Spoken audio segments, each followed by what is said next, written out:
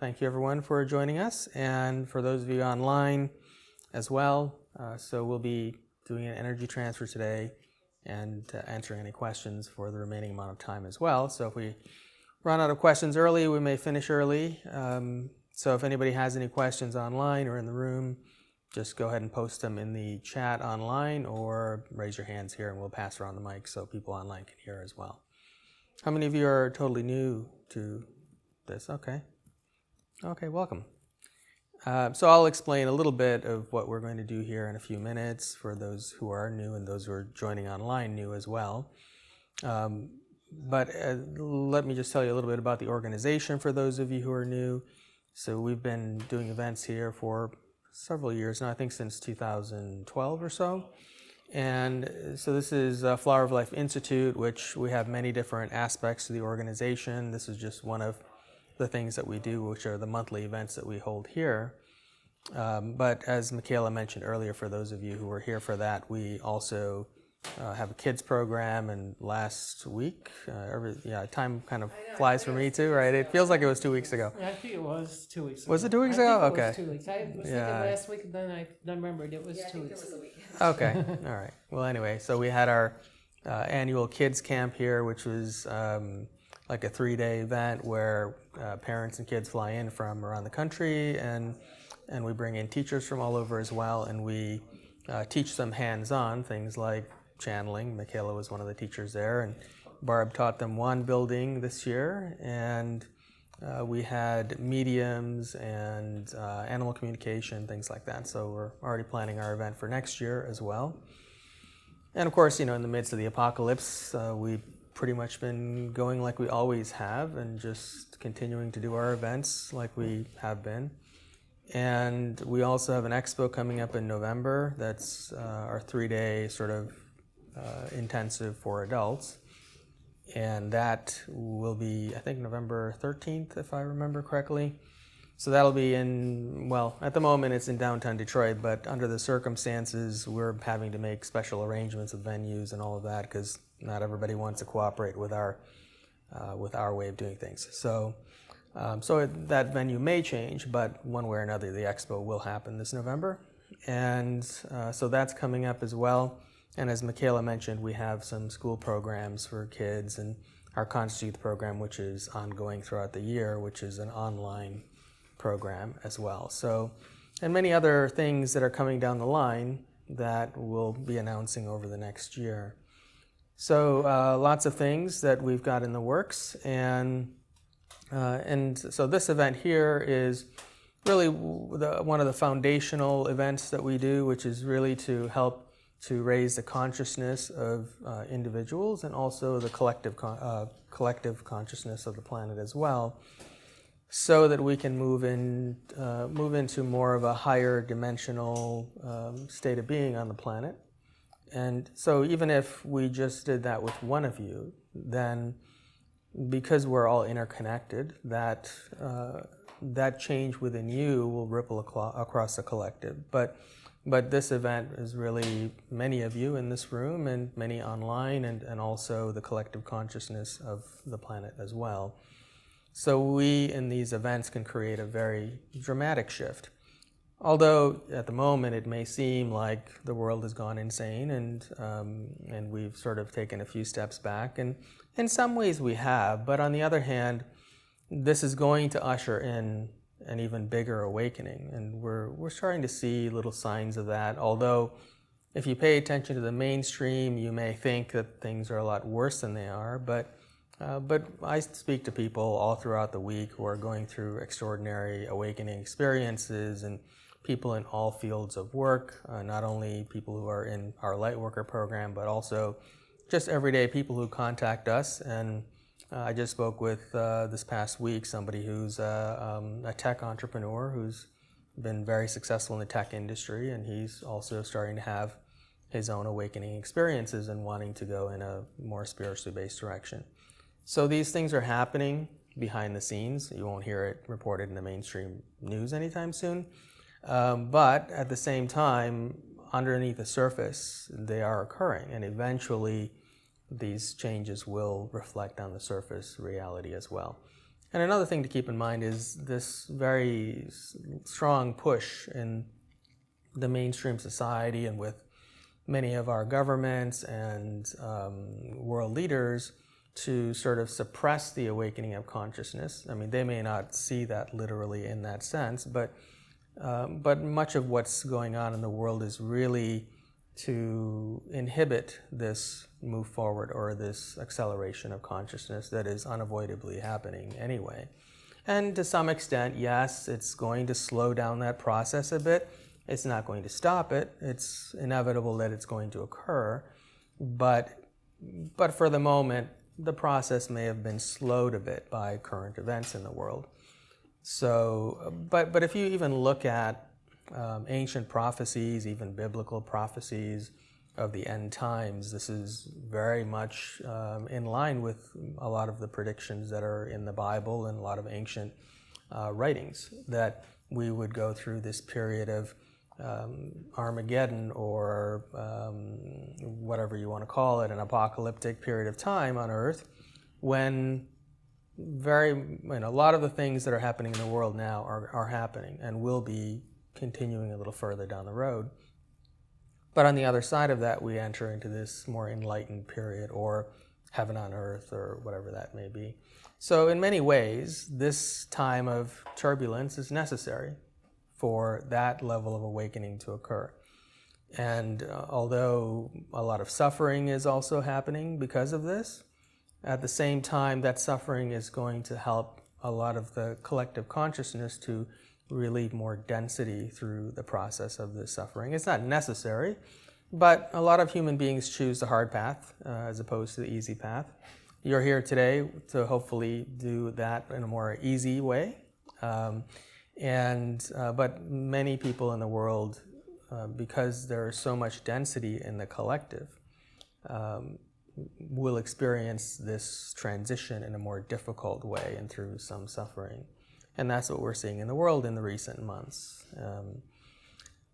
But ultimately, it will lead us into a better period in the long term. So the main thing for all of you is to stick around long enough to see the other side of that, which is a little ways off still, but I think many of us will see that in our lifetimes. And of course, lifespans are increasing provided you don't get the vaccine that's coming out soon.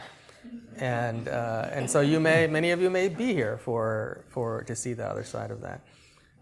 So anyway, we'll talk more about that, and if you have any questions about some of those things, I'm very much in tune with a lot of what's happening behind the scenes in the world, and of course I have the privilege of speaking with many light workers all throughout the week and seeing what's going on with many of them, and so I may be able to answer some of those questions for you as well. Hello. Hello. Don't mean to interrupt. Obviously, with COVID going on, you guys are being. Someone called about you guys not wearing masks. Yeah. Thanks for stopping by. If you guys don't mind putting masks on just for the duration, just because everyone's so close. Yep. Okay. I appreciate you stopping by. Thank you. Anyway, speaking of the other side of things. I knew she was going to call. I saw her. Oh, yeah? Yeah. That's okay. Yeah. We're not going to do that. She's not happy with us. Well, that's okay. Somebody was attending or something? She was walking through the building and we went down to go to the Yeah. bathroom. Well, for those of you online, we just had a police officer walk in and tell us we had to wear masks, but we're not going to do that. So anyway, this is the kind of thing that's going on in the world, right? But, what most people don't realize is these things are not legal. These requirements that are being put out by our governors and world leaders are not actual law. They're mandates. So they're against constitutional rights and so on. But people are willingly complying with these things. We've been doing our events here for many months, and nobody's died from any of it. So it's going to be up to us as individuals to decide whether or not we're going to just stand in line and support these oppressive things that are happening in our society, that are being orchestrated by a handful of people in the world who are trying to control the collective consciousness and also control the direction society goes? Or are we going to live in a higher vibrational way? To some extent, it's going to require you to say no to things when you're asked to do certain things. And unfortunately, the majority of people in the world are just going along with it. And as a result, it's getting worse. Yeah, some people will get into trouble for saying no to things, but imagine if everybody in the world realized their own power right now and just decided not to comply with these things. Well, nothing would happen. We would all be fine, everybody'd still be working, society would still be chugging along as always. And, last month, for those of you who are here, we had an infectious disease specialist speaking here about the virus. And she has not seen any significant occurrence of anything to suggest that there is a viral outbreak or a pandemic going on. And I'm seeing this all across the board with, even on the CDC's website, if you look at, now certainly not on the homepage or what's reported in the media headlines, but if you look inside the CDC's website, you'll see the actual statistics indicate that there is no significant virus taking place. And at least what they claim to be one is at about the same level as the average flu every year. So all of this is manufactured for the purpose of creating more of an oppressive society and creating more of a fear-based state of being among the people. And so, it is what it is. And we have to live here through this time, and we have to live among people who are in fear and who have accepted this is real, or who feel it's their responsibility to oppress everybody else because they themselves are living in a disempowered, oppressed state. And we have to make the most of that in the meantime. And to the extent that more and more people awaken to this and decide to live within their own power, we will be able to move society forward. At some point, it's going to happen. Is it going to happen soon? That really depends on all of you, and it depends on the collective consciousness as well. So when situations like that occur, you have to be in your own power and choose the path that's an empowering one. I mean, do you feel empowered when you're walking around with masks on all the time? Imagine, even if there really was any sort of significant virus to be concerned about, the psychological implications of everyone walking around with masks and what effect that will have. I was just reading an article today about how the effects of social distancing and wearing masks is causing a state of extreme loneliness among people, and how that will result in the proliferation of viruses and other illnesses down the line. So we're putting people in a state where viruses will proliferate, and not just because they're breathing in their own toxins all day long, but because the psychological state of being will make them more vulnerable to these situations. So we are creating a virus by following these things. And really the virus is fear. It's not anything else. So, a perfect example is we've been doing events here since the beginning of all this. We never stopped doing them. Of course, our attendance dropped quite a bit in the beginning. We did an event last week with children. We'll be doing an event next month as well. So nothing's going to stop. And we're still fine. We're still alive and well. And that really is everybody's choice. What sort of world do you want to live in? If you don't choose to live in a higher vibrational way, in a state of self-empowerment, then you may be wearing masks and social distancing for the rest of your lives, because they can do that. And as long as you agree to go along with that, that's the world you'll live in. So anyway, I'm going to let Barb, for those of you who are new, talk a little bit about herself, and then we'll come back and take any questions that are coming up. Well, the first thing I want to do is, last month, somebody was asking me about the color black. And so I went and asked my higher self to talk to the guides about it. Actually, the color black can be a very powerful, strong color. I personally haven't seen anyone with it, but they said that it can be an extremely powerful color. And the person that wears it is very strong and forthright, and is like a strong presence in the world.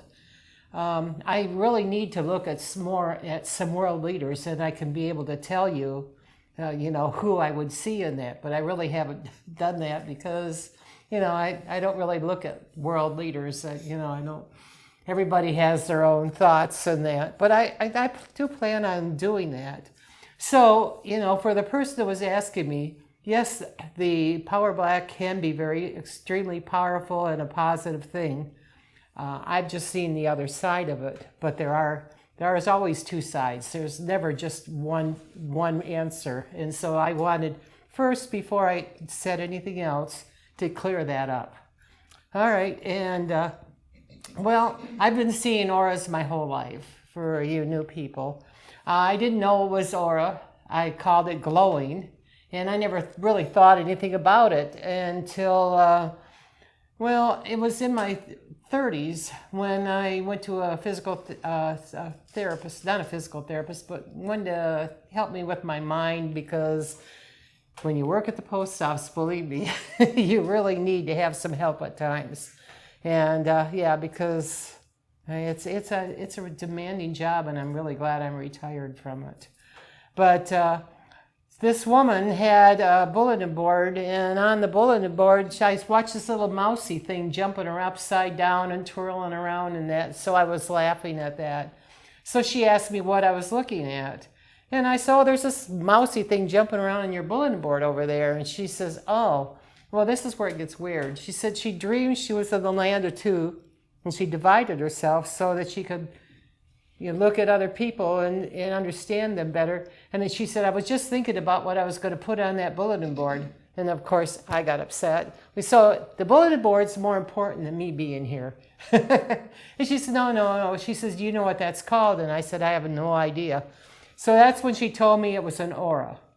So that was my first experience with, learning the word aura. I knew that glowing, everybody glowed all the time, but I thought everybody saw that. I had no idea that it was any big deal, because I was raised differently than most people. I was raised in the 40s, just after World War II. And my dad came back and married my mother right away, and other women were throwing themselves at him, and she got pregnant with me, and she got depressed, and she stopped eating, and I ended up being born early, 7 months, and then I was 4 pounds and was in the incubator for a while. So that was abandonment. So I put a red overlay over my face to protect my eyes, because back then they had oxygen, and oxygen could destroy your eyes. And in this lifetime, I had too much to do. I needed to see with my eyes so I could see all the colors and everything on that. So I became an adult. By 2 years old, they were calling me baby grown-up. And because I was around adults all the time.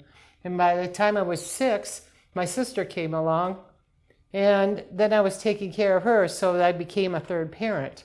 So, just to give you a little history about that, at work, when I was at work, I found out that glowing, there was something important about that, because one of my coworkers came running up to me, and he looked really scared, and I asked him what was wrong, and he wouldn't talk to me. And I was sorting like flats, they're like magazines. I was breaking them down to different sections because I worked in the box section. So when I realized he wasn't glowing, I thought, oh, he's not glowing. I better find out what's going on. So I went and hunted him down to find out what happened. And well, he went in the men's bathroom and he died.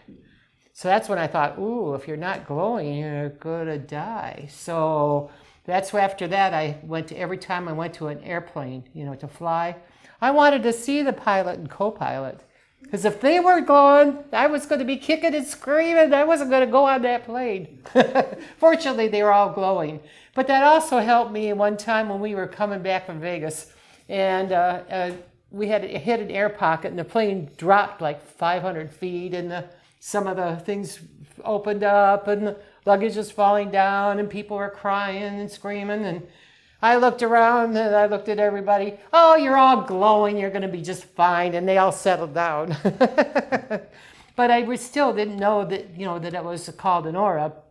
So in order to explore this word aura, I went to...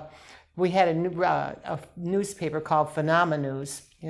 I think it's not there anymore, but it talked about all kinds of metaphysical stuff. So, and I looked at it, I saw Barbara Bowers was coming from California, and she's going to talk about auras. And I thought, oh, okay. So I decided to go. So when I went in there, what you guys don't know about me is when I'm really in an uncomfortable situation, I turn into a turtle. So I went to the back of the room, and I'm just peeking out, and I'm all nervous, and I don't know what this aura stuff is. So I finally relaxed. She says, we had our name tag, so she looks at me, she said, Barb, you're a yellow with a red overlay. Get up here because you see them too. So then she trained me right on the spot. What color is she? What color is he? She just went on and on with the colors. So she told me, she was verifying that I was seeing the colors. Then she was telling me what they were meaning. Well, my mother has told me that I'm more moral than her. And I worked with hearing impaired people, well, deaf people. They say they're not impaired. They want to be called deaf. They don't want to be impaired. So I had learned sign language, and I was working with them. And if you're translating, if like you wanted to talk to Hugh, and you couldn't talk English, or you were deaf, I would translate. That was your private conversation. At the end of that conversation, I'm done. I'm not interested in what you had to say. I just let it go totally. Well, I got to feeling the same way about the colors. I got nervous about what I was knowing about everybody. So I learned to turn it down a little bit, except when I'm in spots like this, and I just couldn't check everyone out, but I still go light. I don't go too deep unless I do a private session, because... And once in a while, I blurt out something that I don't mean. I'm going, oops, I'm so sorry. I didn't mean to go that deep. So I try really hard to be careful when I read auras, especially in a group. So, what happened before I knew it was an aura? One of my other coworkers came walking out. We were walking out. We were at like 3 o'clock in the morning. He has a heart attack right there, but he's still glowing. 2 doors down was a fire hall. We didn't have 911 yet. We're still the old rotary phones, And so I ran down 2 doors, and I'm pounding on the door. The fireman gets up. We don't answer the door this time. I call, and we only answer the phone. Ring. I said, the phone, post office 2 doors down. Might have a heart attack. Please save him. So they got right down there, and they got him going. And he wanted to go back to work. I said, you got a heart attack. You got to go to the hospital. And I don't know why it's always me that takes in charge whenever there's an emergency. It seems like it's just something that's in me. I'm supposed to take in charge whenever there's something going on that's an emergency. I'm the one that steps up. If anything like happens, you don't have to worry. I'll step up. I'll handle it. So... Ethan handled the cop today. That was pretty good. So after that, I'd say learned all the colors, like I said, then I turned it down to make more people comfortable, because I've had people, oh, I wonder what she's saying to me. And I go, don't worry, I'm not really looking at you. I'm not, and I don't go deep when I do, even in groups, The only time I'll actually go deep in an aura session is if I'm on a one-on-one, and then because you've asked for it, I'll let you know exactly what I see. So, but other than that, you're good. Everybody's good. We're all glowing. So, and anyway, go ahead. Yeah, I have a couple questions for you, Barb. First, and we get this question almost every time. People want to know, can you get a sense of, or feel the auras or the energy of the people who are out in Facebook land? When we're actually doing this, energy transfer, the last time I actually looked at through the camera and I actually saw the energy coming through. But in order to see an individual person's aura, I actually have to see the person. Okay, and also, Lilia says, I know Barb sews the aura to heal it. Does she ever just pull anything out that's not supposed to be in the aura? If so, can you give me an example? Oh yeah, well, the time that you two were late, because of a situation that, so I was on I was running the first situation. There was a woman here that had an entity in her, and when I laid hands on her, I was able to remove it, and she was shaking and everything. A few people have saw that, so I have done that. It's not something I normally do, but I can. I didn't really expect it to happen, but when it happened, I knew that was supposed to supposed to happen. Okay. We're getting some really funny comments. I just have to read a couple. Like, to raise money for the kids program, can we auction off dinner with Barb? I would buy into that. I love you, Barb. You're a beautiful original. Someone else had a funny comment. I'll have to find it. But okay, Just have to buy Barb dinner. I think that's a great idea. Really, we should auction off dinner with Barb. Yeah, that's a good idea. Put it into the kids program. So Barb, can you explain gold? Like if you see small gold orbs, do you know what that would mean? If I see a gold orb, I see orbs in different colors. I see gray orbs, I see black orbs, I see white orbs, and I have seen gold orbs. I feel my higher self tells me, because it's the one that's connected to the universe, it tells me that that's a higher level spiritual, like maybe Mary Magdalene or Jesus. Okay, I just have to say this one more comment and then we have another question. Somebody says that your stories sound like a great Netflix miniseries. Well, eventually I keep trying to write a book. I haven't gotten very far with it yet. Okay, so this one's for Ethann. Michaela had said that we are all running ancient programs that are messing with our consciousness shift. Does your process remove these programs or bring them to the surface so we can transmute them? Or is this something different from the density of karma? Well, I can't speak directly to what Michaela was saying, but I'll answer the question from my own perspective of the question. So karma and density I see as two different things. And although they're interrelated, and even Michaela's channeled along the same lines before. So karma would speak to the ancient programs. So let's say in an ancient time you had a certain experience, or maybe even in society. Of course, we're living in a time now that's very similar to a lot of difficult times in ancient times, so even Atlantean times, where we are living in an Atlantean and actually in somewhat of a pre-Atlantean world, which we're heading into a very advanced society where technology and biotechnology and space travel and all of these things are not new. They're new for us, but these things existed before on the planet. And so we are reliving those times, but with an opportunity to change how we go about it. Do we self-destruct as a society this time, like Atlantis did, or do we turn it into something better? And so in that sense, you might say, though, at least that ancient program, as an example, is replaying now on the collective consciousness level. So that is, you might say, the karma, because it is the experience of the past that's replaying in the present. Now, density is a little bit different. Density is traumas and other, not to use negative in a negative way, but negative experiences that have happened to us in other incarnations or parallel incarnations. Really, there's no time, so all those incarnations are happening right now. But if we assume linear time, a past life trauma, let's say. So let's say in Atlantean times, the whole collective experienced a collective trauma.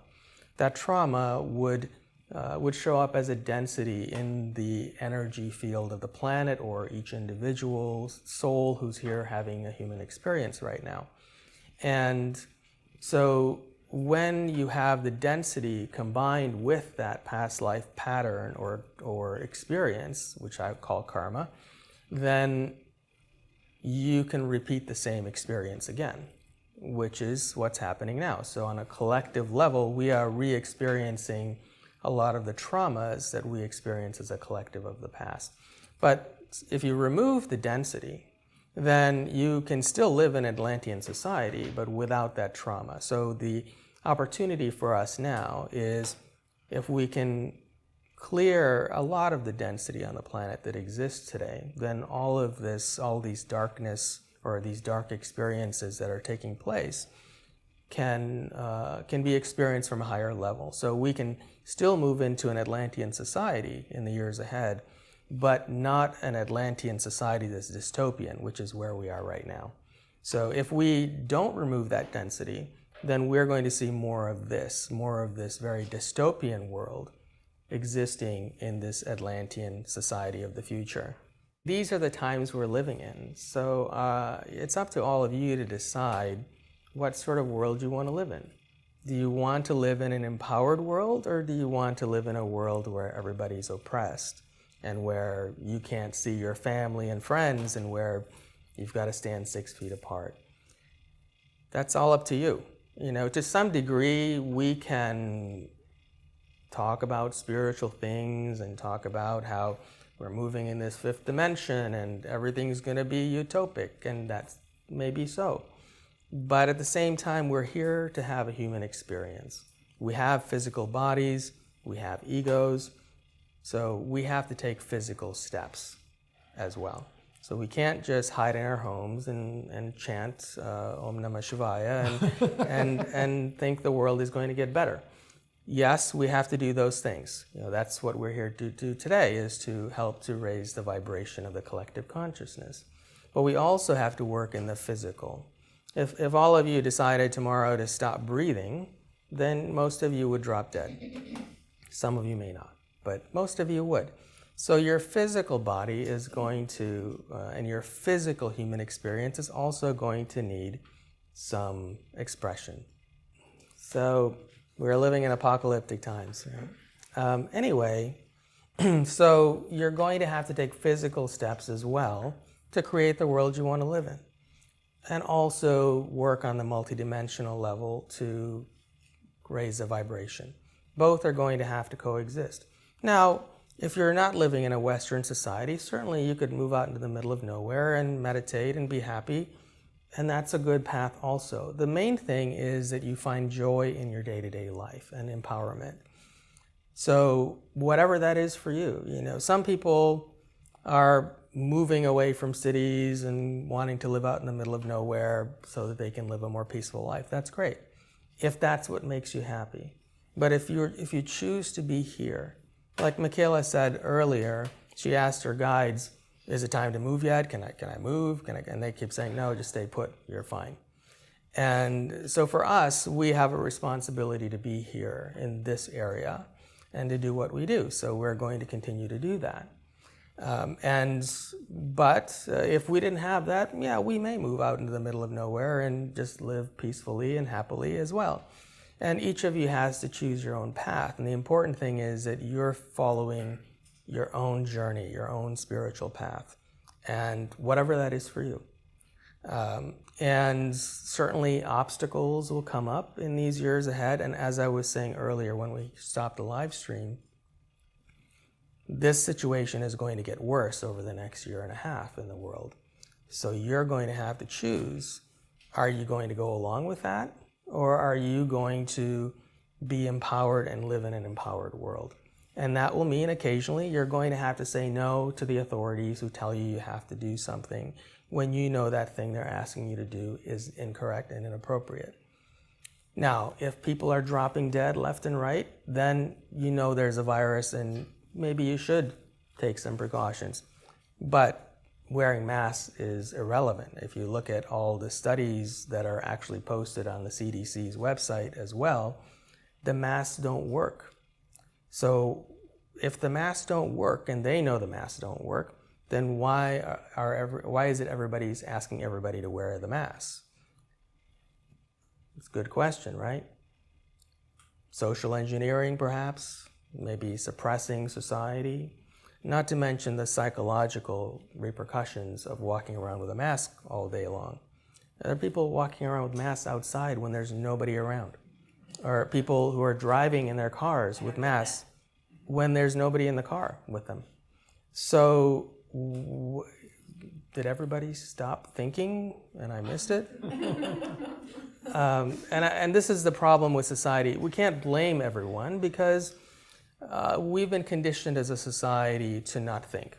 You know, as Michaela was saying earlier, critical thinking is left out of our education systems for a reason, because if we were all critical thinkers right now, we wouldn't be following along with these things, because we would look at the actual science and we would consult with experts who are actual experts, not the ones in the media, and we would realize that there's nothing going on other than a lot of drama and fear.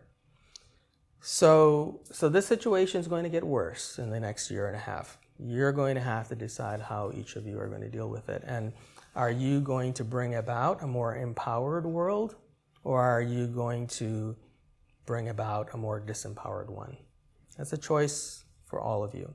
And that can be addressed not only on the physical level, in how you live your life and your way of being, but also on the spiritual level, your vibration, your consciousness, and those things. Both have to happen if we're going to create the world that we want. If you want to have heaven on earth, you're each going to have to create that yourselves, because you're all responsible for that. And from within you, you project your reality. So if you exist in that space, that way of being, then outside of you will exist that world. And, you know, as I said, astrology happens. You know, this weekend and next couple of days, astrology is not particularly good. So knowing that, I mean, not that I came here expecting trouble, but I was prepared for it, you know, whatever happens. But you still have to go through those experiences. It doesn't mean something bad happens. It just means you're going to have to deal with those circumstances. Just like globally, these things are happening as well. I know there's, Michaela brought to my attention, there's some December 21st, 2020 astrology thing that people are talking about. And I think from my understanding, a lot of people think that's going to be this very positive thing. In my opinion, yes, ultimately it is a very positive thing, but I think it's going to be sort of an escalation of what's taking place now, is what that is sort of bringing about. But at the same time, we're going to see that escalation. We're also going to see more and more people in society waking up and standing up against those things. Not that I'm saying standing up against those things is the solution, because the idea of up against assumes disempowerment. It's just simply vibrating in a state of being and living in a state of empowerment. In this situation, as an example, there are many ways that I could have handled that in a disempowered way, or to fight up against the man, for example. But if you know, in a similar way as the river flows and it hits a boulder, it doesn't constantly beat itself up against a boulder and stay stuck there. It can flow around it. So find ways to flow around it and understand your rights, and understand that the world is being created from within you. So however you project that reality is how reality will bend to your projection. And, you know, as we work through your consciousness and work through the density, which I think we got a little sidetracked from that question earlier, you're going to find that flowing around the obstacles will come easier for you. So think of the obstacles as resistances in your life. And those resistances stop many people. So let's say maybe as a child I was abused, which actually is true. for me. And if I still kept the density of that experience in my adult years, then a situation like that would have been handled differently, because that resistance, that density would have still been there, right? But when the density is not there, the positive of the karmic experiences can remain, but you can flow around the resistances or they disappear. Any other questions? Anyone in here have any questions too? There's some good ones in the chat. I'll start with Barb. Barb, can you look at an image of the Earth, past and present, and see how the Earth has shifted, like the planet's aura perhaps has changed? I haven't done that, but yes, I could do that. And I can report next month.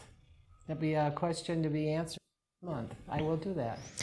And another question, have you seen a shift in unusual auras in recent days? I'm sensing much newness has opened up. So if you can tell us what is new or more prominent now that was necessarily not seen prior. I've seen a lot more fear and nervousness in people. You know, I mean, way over that I've never seen before. And, you know, every time I go into a building, the first thing I do is I have to precede sending them all kinds of love. And I just send that into the building. And I watch people kind of sigh and relax, and they don't know why. But, you know, I mean, because I personally don't like being around that, you know. So it's, you know, I have noticed a lot of fear, and I've noticed people like they don't seem like, they seem like they're more puppety, you know, they're not totally in themselves. So I see kind of a blankness in some people, and that really worries me. You know, I think people need to start thinking for themselves and not watch, you know, so much. The best thing you can do is stop watching the mainstream news, because it's just really harmful. It sends out so much negativity. My own sister is caught up in it, and it's very hard. You know, it's hard for me. I love her to death, but it's really been different. And then they demand that you listen to what they have to say and try to accept their point of view without them listening to yours. And I found that that's been extremely, I've noticed that so much more lately than I have ever seen before. You know, usually it was always a conversation where you could throw your ideas back and forth, and maybe you don't agree, but you agree to disagree and you listen.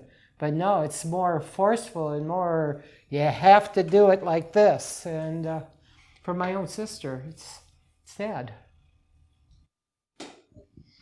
Okay, so Ethann, do you think AI is something we should be concerned about? Much as I said earlier about we're living in an Atlantean, pre-Atlantean society, from that perspective, yes. From the perspective of where the consciousness is right now. So if you consider right now the world is in a state of fear and anger, there's a lot of density present. Yeah, in this environment, AI is not a good thing, because whatever technology, whether it be artificially intelligent or even a smartphone, is going to match the vibration of the consciousness. So if we live in a society where the consciousness is very low, where there's a lot of density and fear, then artificial intelligence will be just as evil as the people who lead the world. So ultimately, if we can move into a higher consciousness as a collective, artificial intelligence will be a positive. And you know, these technologies can be used to benefit humanity. Artificial intelligence can help the elderly, can make our lives easier. But you know, even now in the United States and some other parts of the world, they're issuing stimulus checks, right, to a handful of people. And they're talking about how this is a universal basic income. Well, the idea of universal basic income is a good one, where we could live in a society down the line where people don't really have to work to live.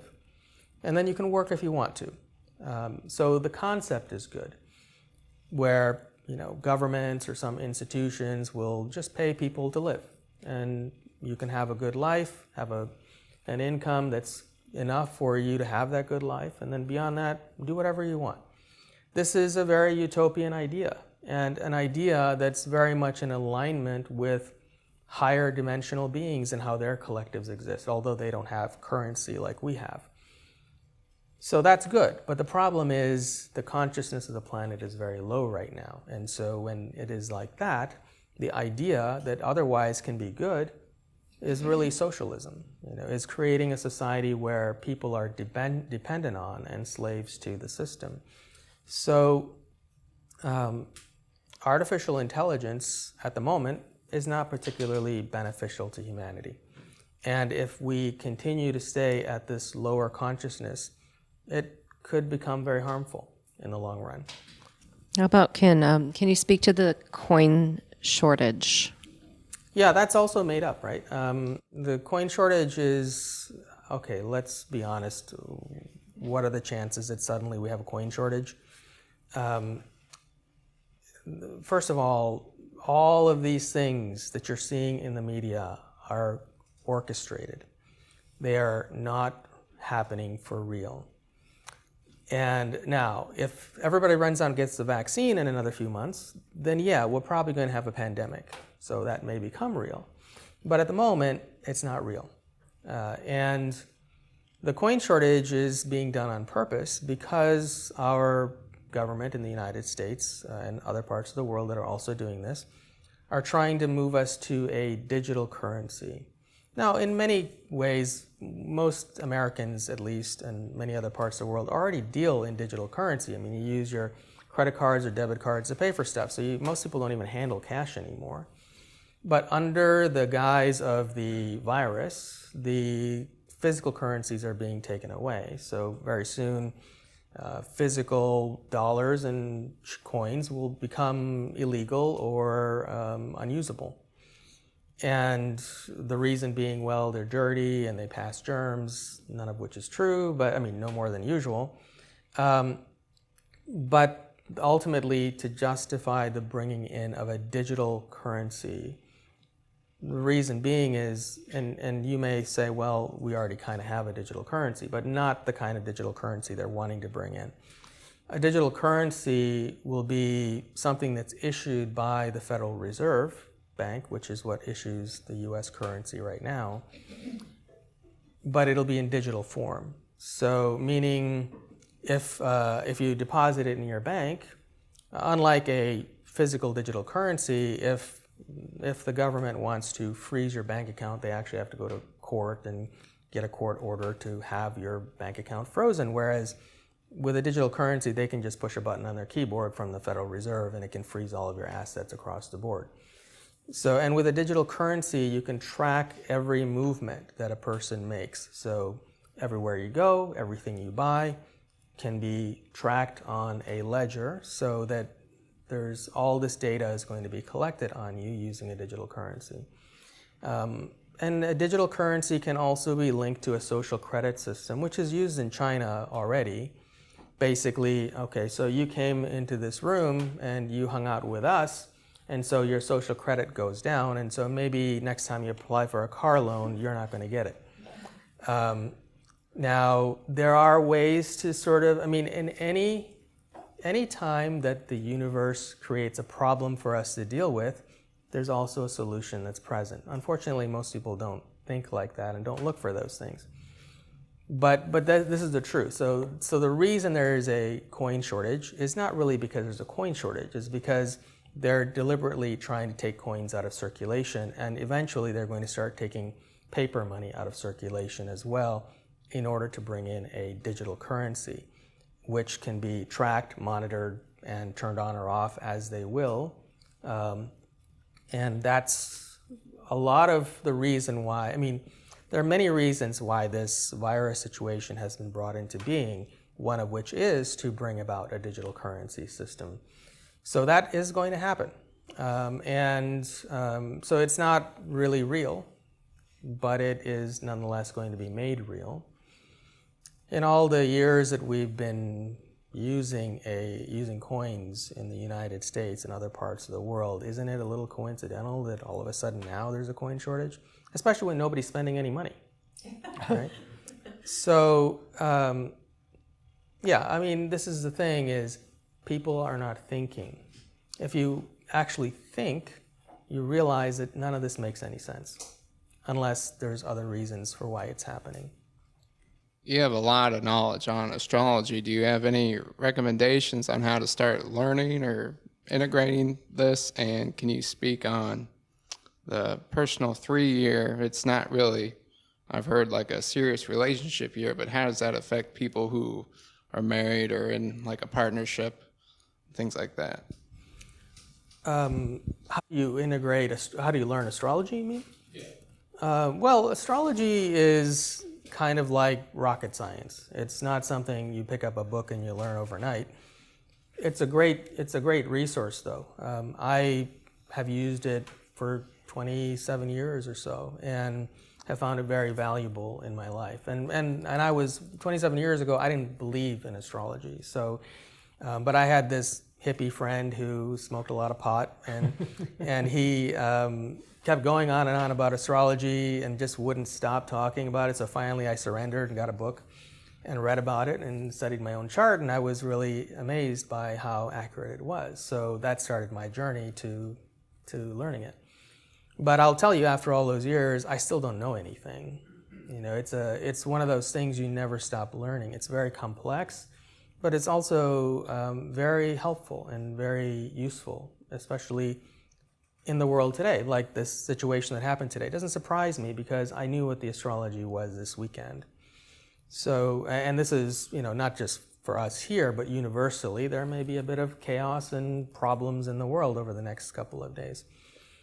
So if you're serious about astrology, then it should be a lifelong study. And it's not that hard to learn. Just get a few books, start looking at your charts, your friends' charts, celebrities' charts. You can learn a lot about celebrities and people in the public domain and what's going on with them, assuming they're reporting their birthdays accurately online. You can predict presidential elections, not that they're really elections, but at least you can tell who's going to be the next president very easily with astrology, but not usually until you've studied it for a while. But assume it's going to be a lifelong thing. You're not going to learn it from one book or two books. You're going to learn it from looking at thousands of astrology charts over decades of time. And even then, you know, someday I will leave this world and I still will not have learned astrology. But it's still fun and it's still fascinating, and it's really cool to be able to understand the physical universe in a way that most people just don't understand. Numerology is also good. It's a much simpler tool. So if you are not wanting to do something for the next 40, 50 years, numerology you can probably learn well enough to be dangerous in a couple of books. And that'll give you enough to at least put a bit more structure into your life and understanding of what's going on in your world. And that is just pick up a couple of books. I mean, Numerology for Dummies, Astrology for Dummies, good place to start. Those dummy books are usually very easy to learn. So I would suggest that if you want to take up either of those studies, even simply just year you're in, you're mentioning year 3, even knowing that takes so much of the randomness out of life and what's happening. You know, when I go through periods in my life when, I'll give you a personal example of astrology. Before I started this whole thing, so 9 years ago, my previous life completely fell apart. But I had known it was coming 5 years beforehand because I was looking ahead 5 years to my future then. And at the time, I was living a very different life, very mainstream life. I was in the business and financial world. I had been in a relationship for 9 years at that time. And even she and I spoke about it 5 years before my life fell apart. And I looked at our astrology and numerology charts and I said, you know, it looks like we're not together in 5 years. And she said, there's no way I'm going to let that happen. We're just going to get through it. I said, okay, but it just doesn't look like we're together. And sure enough, right on a dime, she's the one who decided to leave. But on the other hand, it was, so I knew that time was coming, and I was prepared. And I also knew for the next 4 years after that, I was going to go through this period of hardship, financial hardship, and just, life not quite settling down. And that was when I started this journey. And for the first 4 years of that, I went from having lots of money and lots of material things to having almost nothing, to almost being homeless for 4 years and barely eating anything, having no car, walking places. So it was a very stark shift from this life where I lived this life of mainstream success to entering onto a spiritual journey where all of that was taken away from me. But I knew it was coming. So in the midst of this, funny story, my parents, my father's not alive anymore, but my mother still is, and I have a couple of siblings. They're very mainstream. And in fact, my mom calls me every couple of weeks, hoping I haven't died of the virus, because she was a nurse, and she is from that perspective. And well, anyway, in those 4 years where I had virtually nothing, I would see her once in a while, and I would drive her to the grocery store because she didn't like driving. And on every one of those trips, she'd say, you should get a job or go back to college. And I said, I'm going to be fine. In 4 years, everything turns around. And then in 3 years, everything turns around. In 2 years, everything turns. In a few months, everything's going to turn around. Don't worry, I'll be fine. And sure enough, right on a dime, everything turned around. So these tools are incredibly helpful in your life because especially when you're going through difficult times, you can navigate and you can see how long it's going to last, what you're supposed to learn from it, and when it's going to be over and what that next journey is for you. So this is just one of those great things that have been given to us as humanity by, maybe it was from ancient advanced civilizations, maybe it was God or consciousness, who knows, maybe it was channeled thousands, tens of thousands of years ago. I don't know, who knows where it originally came from, but it's one of those things that has been given to us as a means to navigate our reality and have more understanding of who we are and why we're here. Getting to your question about the 3-year, so there's a 9-year cycle in numerology, and the 3-year is, so the first 3 years are the starting of a new journey, so it can feel very uncertain, you don't really know where you're going, and when you hit the 4th year, things start to stabilize. And the 3-year, if you're already in a relationship that's been going on for a while, then the 3-year, and if it's a good relationship, then the 3-year will be fine. You may experience a 3-year as you're doing more fun stuff together, and it's more social and outgoing. You may even have more social interaction with other people in a 3-year. People tend to be more talkative in a 3-year. But if you're in a relationship that's questionable or unstable, then in a 3-year, usually cheating happens in a 3-year, disloyalty, relationships break up in a 3-year. So it's a great year to date. If you're single, it's a great year to date, but I wouldn't marry anybody in a 3-year because the odds are you won't make it to the 4-year. But if you do make it to the 4-year, then that relationship will probably last a little while. So 3 years, a lot of people who are single do start dating in a 3-year. And it's a year to have fun and enjoy the relationship, but usually it's a very turbulent relationship. As exciting as it is, the highs can be as high as the lows can be low in a 3-year of a brand new relationship.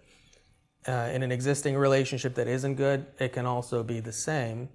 I see a lot of relationships where disloyalty happens in the 3-year. So I would suggest if you're in a relationship now and you're in a 3-year and it's a perfectly good relationship where there's mutual trust and devotion, then it's probably going to be fine and you'll probably just have more fun in that year. But if it's something new, try to see how it is in the 4-year and don't make any permanent commitments until you get to that point. But to Michaela's early handling and the question about Tantra and sexual energy and these kind of things, see, that has to be taken into consideration. I like what the Pleiadians said about what their society is like, because this is our opportunity. We could have a society like that here, and I think we will eventually. And because the union between two people is more than just a physical romantic thing, there is a power in that. If that relationship is from a heart-centered connection between two people, and then that energy that's generated can be expressed outwardly to make the world a better place. So relationships, right now it's okay. We're as human beings, we are as a collective still experiencing things from a very egocentric perspective. And from that vantage point, it's perfectly fine that we see relationships as something about our satisfaction, whether it be romantic love or whether it be sexual satisfaction. That's okay. But eventually we have to evolve to where it's also about using that communion between two people to express that energy outwardly to the collective consciousness. And that's really where Tantra came from. Tantra today is sexual to a great extent. It's not that spiritual anymore, much like, this is a yoga studio, but the yoga that's done here is not the yoga of ancient times. American yoga is a very physical yoga. And it gives us an excuse to wear sexy pants, but it's not the yoga of ancient times. It's not the yoga that was taught by yogis. And in the same way, Tantra was not the Tantra that we know today. Tantra in ancient times was a communion between two souls to create in the physical reality, to create a vibration in the third dimension. So keep that in mind when you're getting into relationships, that you want to try to create that communion between two souls so that you can bring about a better world. If you want to change the world, that's, you can do it that way. That's all you really need. Find somebody who you can share that with and who you can share that with consistently over time. Because it's not really a good idea for us to have 1,000 relationships and sexual encounters with 1,000 different people, because especially for men, there's an immense amount of energy that's wasted and vitality that's wasted with men especially who have diverse sexual experiences throughout life. And keep in mind that also you're exchanging energy with that person you're with, whether you're a man or a woman, and there are aspects of that person that stays within you. So a lot of people who experience psychological problems in life, it's often not their own. It's because they've collected these aspects of the people that they've had these intimate encounters with throughout their lives. So there is some truth to this idea of marriage and commitment, although it's been sort of ruined in modern society as just a legal agreement that we have to be with somebody over a period of time. But it comes from ancient times in real spiritual practice, because sharing that communion with one other soul on a higher dimensional level creates something in this world that is not as easy to create individually. So, but over time it's turned into what it is today, which is not exactly what it is intended to be. So anyway, so the 3-year, I think your question was about having more fun or something, or I can't remember. Affecting people that are like in marriage and couples, but you pretty much answered that. Yeah. If it's a good relationship versus if it's a bad Yeah. relationship. So I was just curious about that. Mm-hmm. Even in a good relationship, in a 3-year, you may find that that disloyalty may happen. Or even a little bit of straying may happen sometimes, but it won't amount to anything in a good relationship. Like for example, in a 3-year, maybe you're in a perfectly committed relationship, you love this person, you're happy with them, and you're never going to break up this relationship, But all of a sudden, you're getting lots of attention from other people who are interested in you. Doesn't mean you take action on it, but those things can happen in a 3-year. You may get more attention of that nature, but plenty of people stay together for 20 years, 50 years, perfectly happy, and then plenty of people stay together miserably too, for that long. But so the numerology doesn't dictate whether the relationship breaks up. It just dictates the kind of vibrations that come into your experience. Well, you just mentioned some angry astrology. Can you just touch in and clarify what that is and what's happening this weekend? So I believe it was Mars, Mercury influence, and so it's a universal influence, affects everybody. Mars, if it's expressed positively, can create passion and energy and drive. Mercury is about communication. So when you put the two together in a harsh alignment, there can be more anger present in the world. So you may find people arguing with each other more harsh communication, but also Mars and Mercury in square can create more fear as well. Situations like this, could occur in those kind of circumstances as well. If I'm remembering the alignment correctly, I don't remember exactly what it was, but I believe that's what it was. So you may find that those things are sort of escalating in the world and in your personal relationships between now and the 27th. So if that happens, it's going to go away. So this is the benefit of knowing astrology and numerology, is you always know what's coming and when it's going to go away. So you can have some perspective, and if somebody gets mad at you, you can just remain peaceful and realize that's not going to amount to anything, So astrology helps you in that way. But of course, beyond that, maintaining a certain state of being also helps with that. Astrology itself, I could be in a state of fear or anger at what just occurred, but because the astrology may bring that about. But my state of being is what allows me to remain calm and handle situations in a more peaceful way while the astrology is that way. In 10 situations like that, some people may react in an angry way. So you may see more anger in the world in the next several days.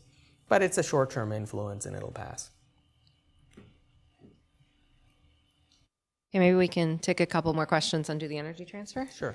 So I lost some questions on here. I have some weird stuff happening with the technology. But this, Barb, maybe both of you can address this if you want.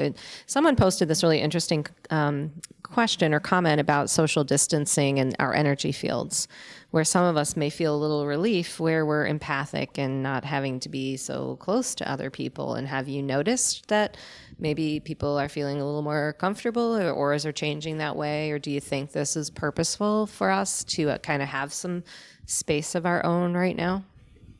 Well, for me, when you're in a store and people are going, where they have arrows and you're supposed to go one way, and people, they don't pay attention, so you're going to pass people and you're not social distancing, and but for me, I don't really care, because I said every place that I go, I send love before I even walk in the store, and as I'm going, and I'm continually just sending love, and so it really doesn't affect me.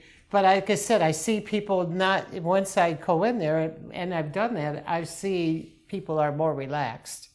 But I have seen where one woman says, the mask, you're supposed to have it over your nose. And the person that had it says, yeah, thank you, and kept walking, So I realized that I had a mask police there, yeah, I think people are, social distancing, I think people are feeling more isolated and depressed. I've talked with some of my friends are really depressed, and others are taking it as got a motorhome and they're going to tour around the country, and just, be by themselves, but, and see the United States. So for me, it's like a 50-50 there. Yeah, I'll just add a little insight, because what you said earlier, what I sense is people are more out of their bodies because they're in a mask. and because we're social distanced, because it's not our normal state of being. Even though we are empathic and sometimes other people's energy affects us, we're meant to be connected. So I do feel like people are a little out of themselves. They're not fully embodied. They're not fully present. And I notice this even in the store where people aren't making eye contact. And when we don't make eye contact, we're not in our bodies. So I don't necessarily think, in every negative, there's a positive, because I think some of this is we're meant to be alone right now, where we're addressing a lot of that stuff within. But at the same time, I think that it's not easy to adjust to that, and we're not really designed that way. Well, I found out whenever I go into a line, I seem to pull all the people that have my attitude, I mean, I seem to draw them to me because we're all talking about exactly how we feel. And, so I kind of bring that out. I have to bring them open. And there has been times when I'm leaving, have a good day, be happy, this too will pass, so, and I get a lot of, positive reactions from that. So I think what you need to do is spread the love, and I think that will help people more relax, It helps our immune system. It helps our immune system, right. Yeah, for sure. So why don't we do one more question? Maybe then you can do the energy transfer. So this is one about sun gazing, Ethann. So have you noticed that the activation from the sun might just be taking seconds now compared to the amount of time it may have taken in the past to, sun gaze and experience the benefits or the activation of it? I personally don't sun gaze anymore, just circumstances of my life being busier these days, but I used to sun gaze for about 2.5 years. That's quite a while ago that I did that. But according to a lot of sun gazers who teach it, once you've been doing it for about 45 days, you permanently change your physiology, after which time it doesn't have to be practiced on a regular basis. Now, so I can't speak to that from experience. What I can say, though, is I do believe that right now, not that the sun's energies are more intense as much as I think human beings are more receptive to those energies at this time. So I think those effects will be more pronounced. Even though they're trying very hard to spray chemicals in the air to deflect the sunlight and whatever, I still think the effects are stronger because more people are more receptive to that at this time. We are meant to go through this period of awakening on the planet, so it's going to happen one way or another, even in spite of all of the things that are happening that are being orchestrated in the world. And in many ways, these individuals that are doing it, we can be angry with them, but on the other hand, they're showing up here at this time because the collective consciousness matches. Just like the earlier question about artificial intelligence will be harmful if the collective conscious matches.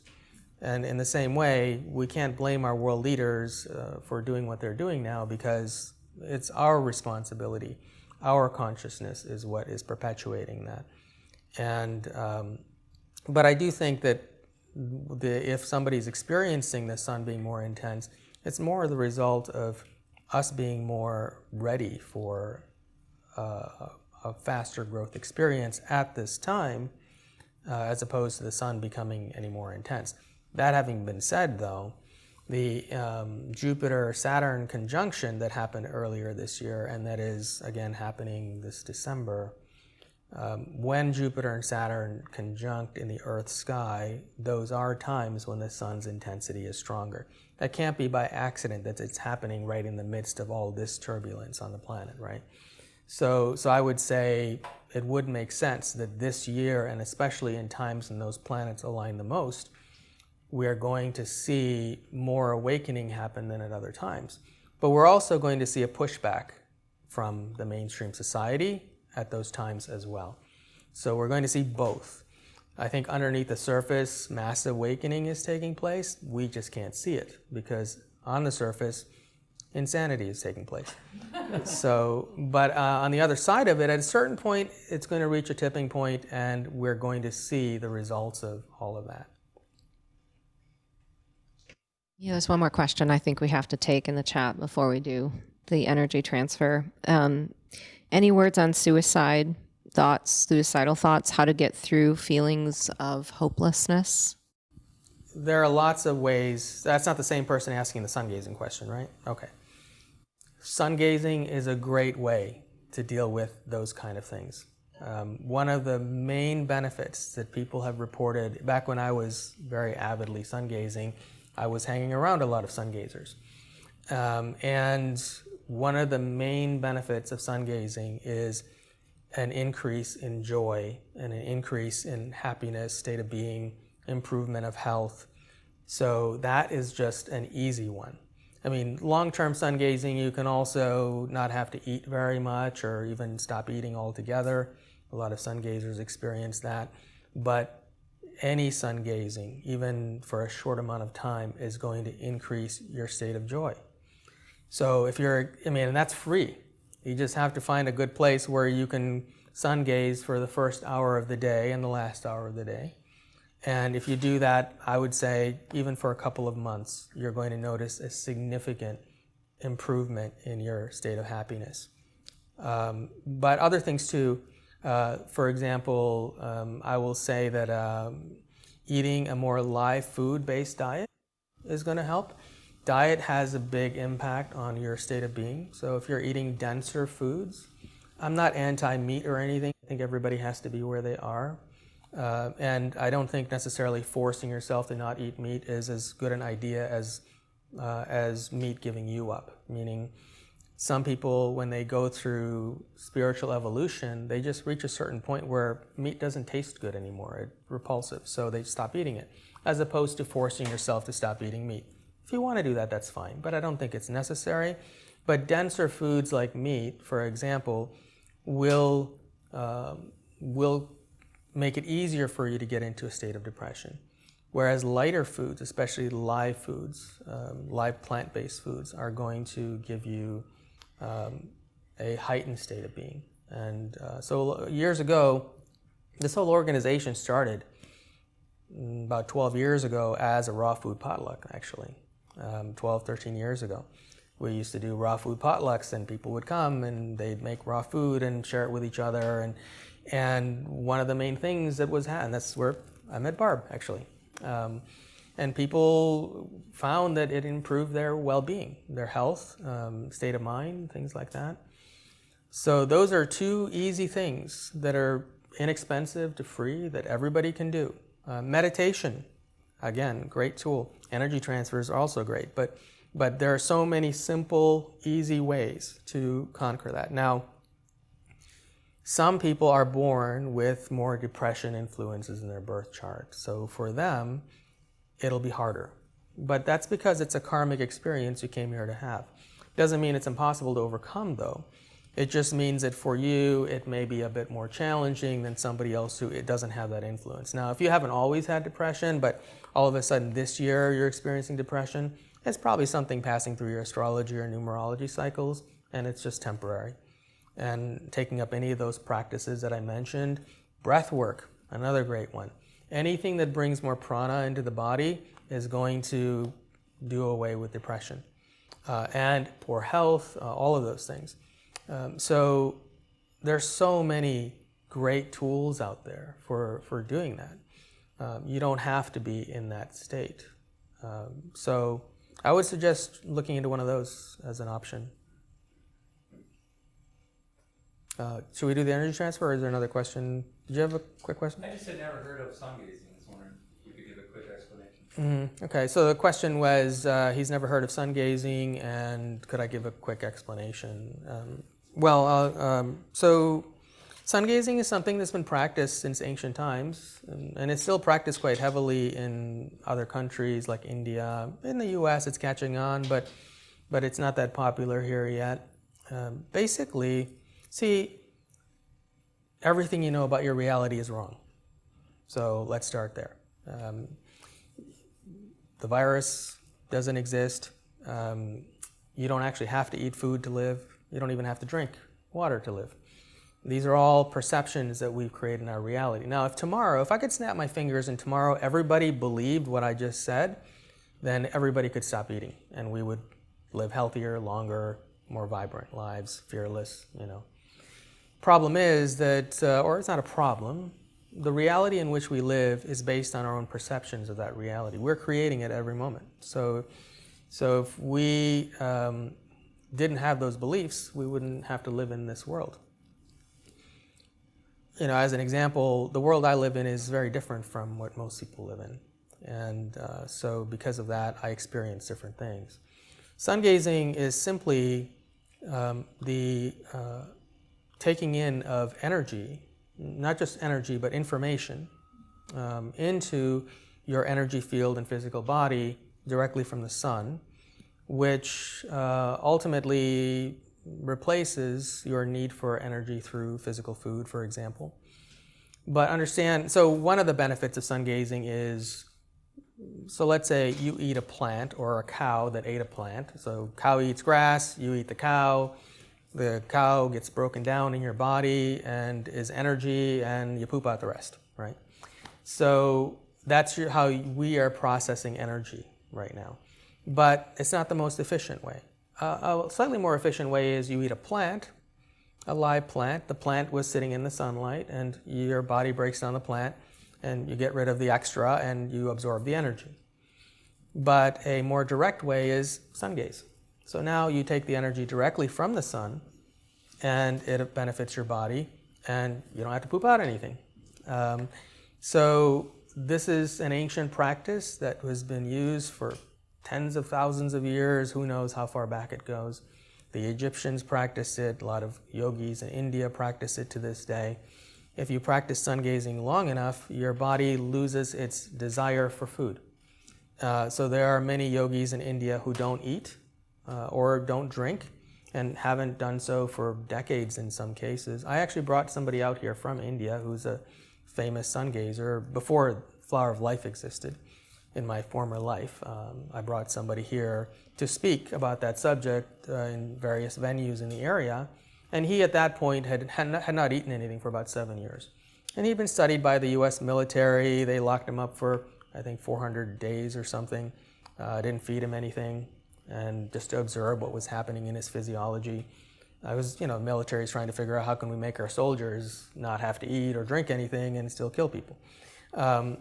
But the problem is sun gazing can't be used in that way because, unfortunately, for the military, when you're sun gazing, you're also taking in information from the sun.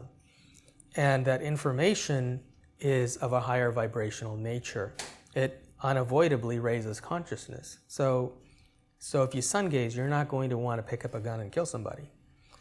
So now there are even sun gazers in India who are very famous there, who've been studied by the medical institutions there. They lock them up, don't feed them or give them any water for 100-some days, and observe their physiology, and their body doesn't work the same as regular human beings. Their body doesn't require food, and it doesn't expel fluids. For example, one guy in India, they observed his bladder fills up and then it reabsorbs into the body. And so he never loses fluids, so he doesn't have to drink. So sun gazing long term, it has those benefits.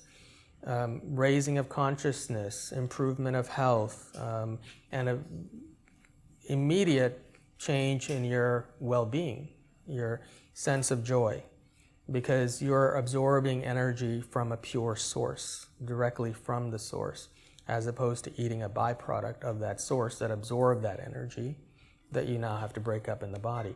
The human body has immense potential that most people have never even tapped into. We're only using a teeny tiny bit of its potential. So even breatharians, another way to absorb energy directly into the body through pranic energy, can also replace the need for food. So a lot of breatharians also don't eat.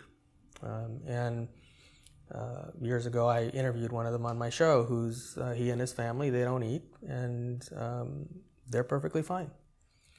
So there's so much potential in the human being that we don't even know. We have a child in our, I have not met this child, I think Michaela has spoken to her, who's in our Conscious Youth program, and she can see through walls, right? She can see And she can watch TV behind her head, so she can sit and with her back to the TV and watch TV. So, I mean, so these are the kind of things. I mean, human beings have immense potential. Now, some of the children who are coming into the world today who have not yet been indoctrinated in the school system still have access to those potentials. Many of you probably also did when you were born, but you were born into a society that taught you out of those things, so you forgot. And you never developed those things, and now you have to relearn. But many children come into this world, especially today, way more advanced than we were when we were children. I mean, somebody could have convinced Barb that auras weren't real, and she wouldn't be able to do what she does today. So human potential is immeasurable, really. But we have not even scratched the surface of what that is. But we will. Do we have time for one more? Or I know we're getting... I just have a comment. Yeah. Sorry, I'm already processing, but I just want to say that what I was told, the masks that's what's blocking the sun.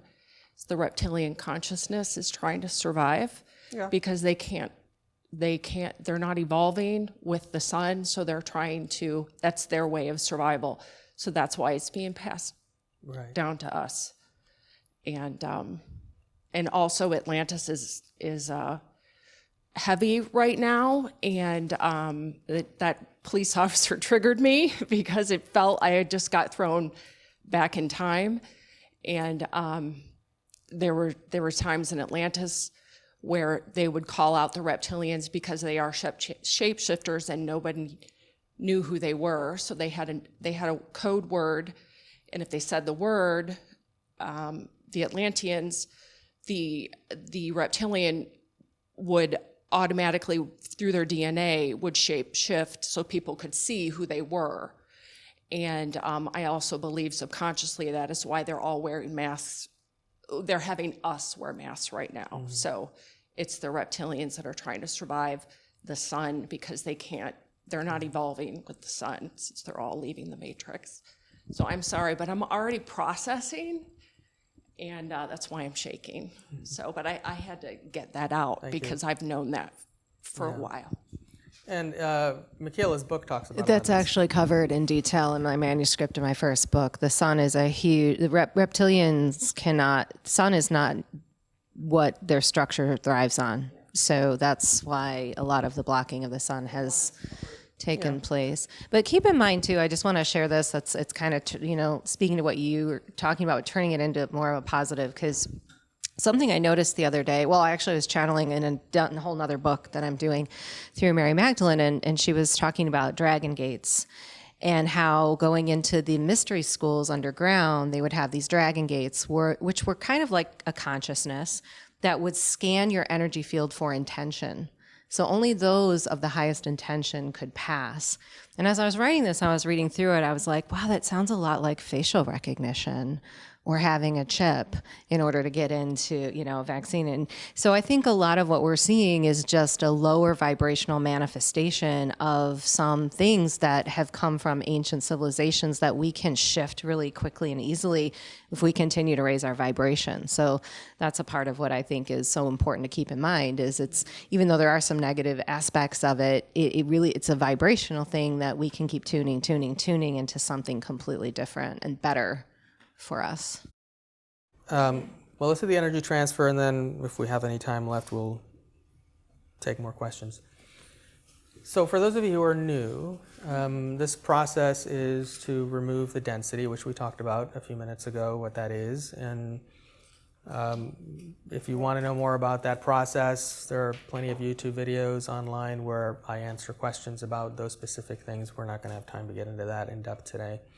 But basically, I'm going to ask you to send your density to me. And for those of you who are new online or here in person, don't be concerned about that. No harm will come to me in that process. This is something we've been doing for many years and actually has been happening with this physical body since my birth. So this is why I'm here at this time and my role in this world.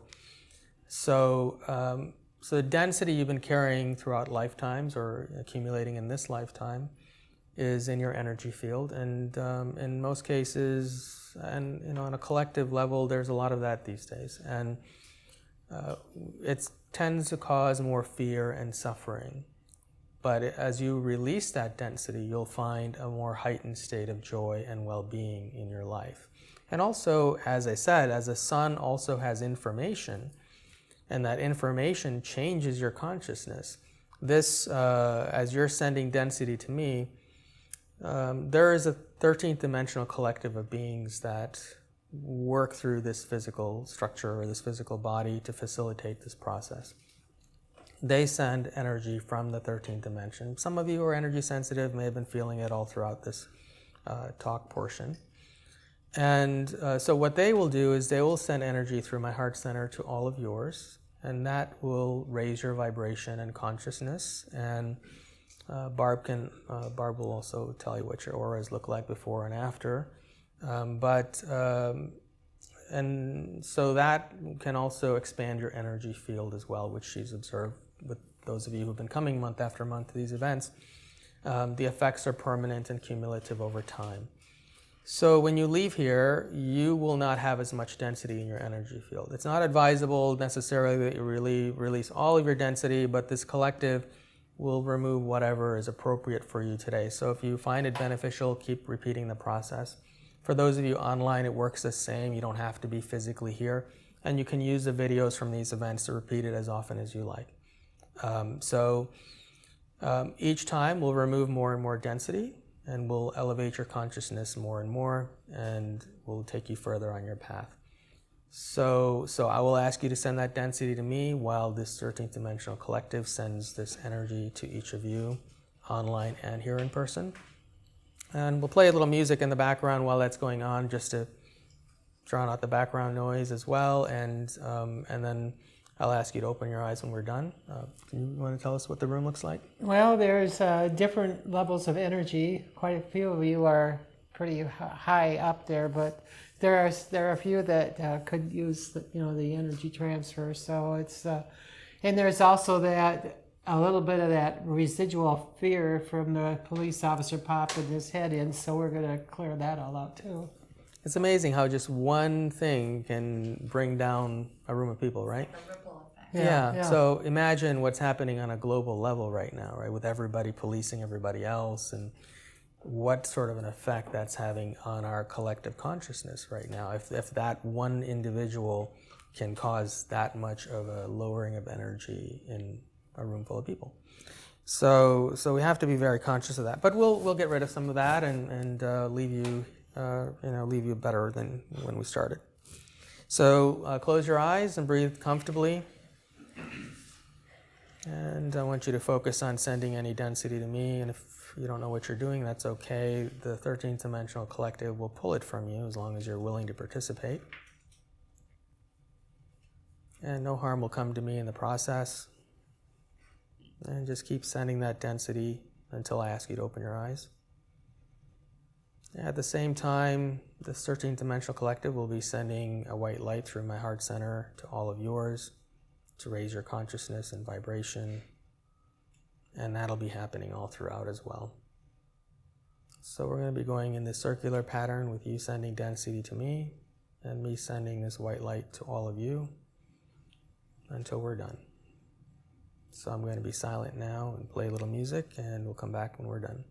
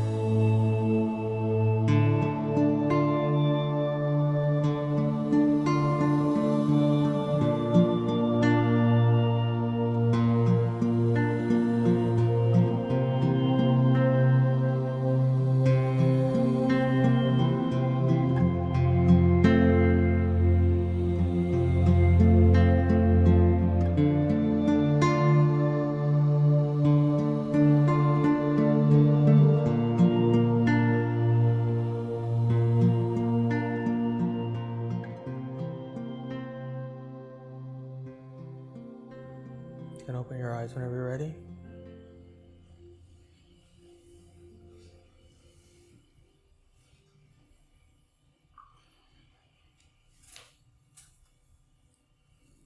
Well, you sure know how to light up a room.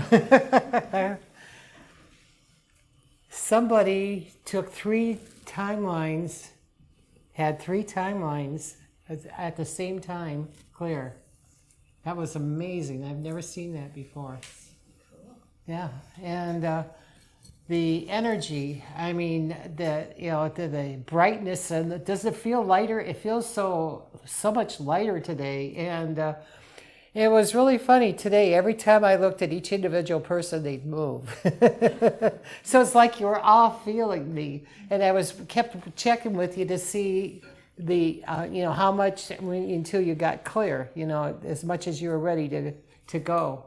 And you too on Facebook land, I saw yours too. I saw it coming right on out, and I kept watching, and then it finally the energy lessened and lessened until we stopped it. So I think everybody got a good dose of joy and happiness, and everybody's energy is like doubled. It's really wonderful, and very, very peaceful today. It was just like, it wasn't like nervous or scared. It was just like, that's how it felt. So everybody it was like a sigh of relief. And they were attention that we didn't even know we were holding. And it was just everyone, and even out there, I saw it. Just kind of the big sigh of relief for releasing what they didn't need. Is it time, or are there any other questions? Yeah? Okay. Any questions we need to take before we finish? Are we good? Okay. Oh, over there. This is an experiential question about what just happened. So right towards the end, I felt a rush of energy just kind of come up and out.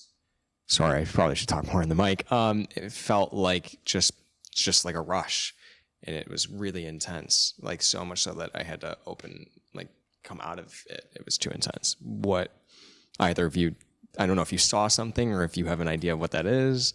Yeah. Well, for me, I saw all of a sudden you accept it extra energy from me that just went through you and just pushed you up and was just getting rid of some stuff that you needed to get rid of, that you finally decide, okay, now I'll let it go. So it went whoosh right through you, because you weren't accepting it until towards the end. You were struggling with it subconsciously, and then all of a sudden you said, okay, I can let it go, and then Something that was really interesting about this energy transfer that I've never ever seen before is I really saw us working with earth energy. So what you're saying is something I visually experienced, where like I almost saw this opening or swirl in the earth where like rays were coming up from the earth. So the way you experienced it energetically is literally what I was seeing, like this vault of energy kind of coming up from the inner earth. So you mentioning the spinning, that's normally, a normal feeling is just the spinning the entire time. That happens. I mean, everybody's physical body responds differently to energy, but it's not uncommon. When there's spinning or some sort of movement in the body, it's usually because the energy is meeting up with some resistance in the body. It's not a problem. It just, a lot of times, for example, when people start channeling or whatever, their body moves more. Even when I was doing this energy transfer, my body was moving a lot because the intensity of the energy a lot of times meets with the density of the physical body and can cause the body to shake or sway or whatever. So that's perfectly normal. I mean, it's, if anything, confirmation something happened. And you'll see, observe your lives over the next several days and weeks to see what happens and how your state of being has increased or improved. That's really the best way to measure tangibly that a change in consciousness has occurred. I mean, Barb can see it in your energy fields, but how you can observe in your own lives is how you feel.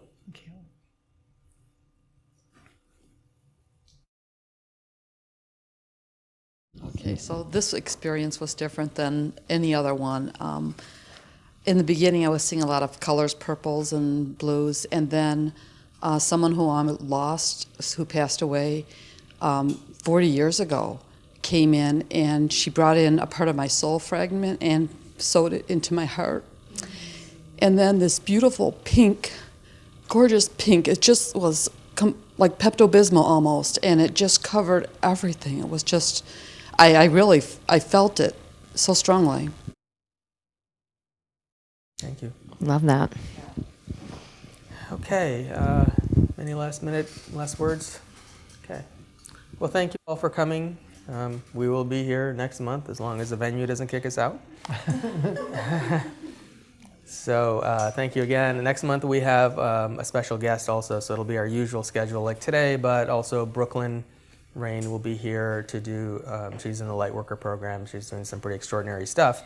So if you do come, or those of you who are participating online, bring a bottle of water or a jug of water, however much water you want to bring. She will be activating that water, and it has pretty remarkable effects. So, and you don't want to drink it all at once, but if you want to bring a couple gallons of water to activate, to take back home with you, you can do that too. So just come prepared if you are going to join us. So she'll be here in the third event of the day. And she's got a pretty remarkable story too, so it's should be a great event. So I'll see you guys all next month.